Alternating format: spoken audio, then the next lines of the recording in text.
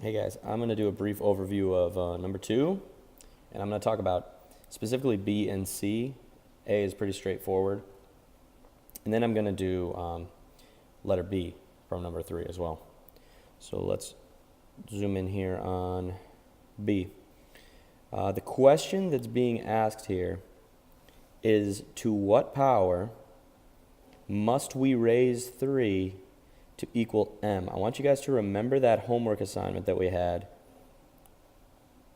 on Friday of last week. That's when it was, where you didn't even know, like you couldn't even see what it equals, but you were able to still make the statement, to what power? That what is this number.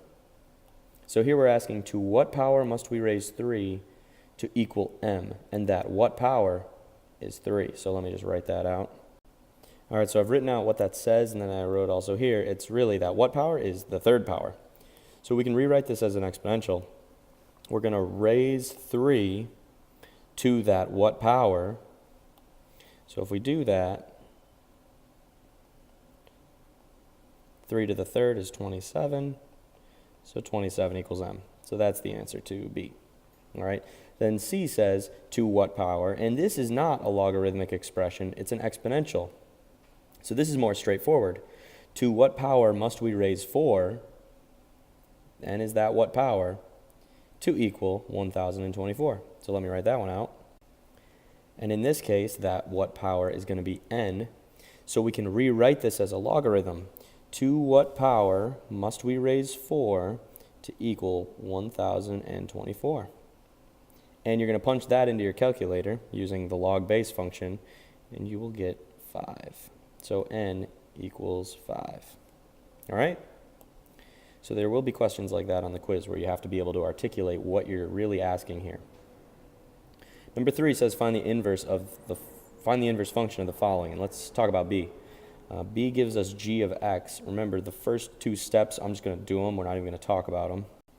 All right, so now that we're here, and we've done these because we're finding the inverse, we have to get y by itself.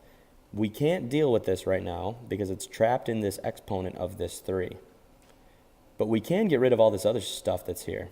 So what I'm going to do is divide both sides by -2. And that's going to get rid of that -2. I'm going to call this negative x over 2, which is the same thing as x divided by -2, equals 3 to the 2y power. You'll notice I've dropped my parentheses because they're no longer necessary. Now that it looks like this, I can use my logarithm to unlock that exponent. So the question I'm asking is, to what power must you raise 3 to equal negative x over 2? I'll say it again as I write it. To what power must you raise 3 to equal negative x over 2? And if it helps you to put that in parentheses to show that it's log base 3 of negative x over 2, you can do that. But remember that that what power is 2y. So y is not by itself yet. We still have to get y to be by itself. So we're going to divide both sides by 2. And remember, I don't care about y. What I want to know is, what is g inverse of x?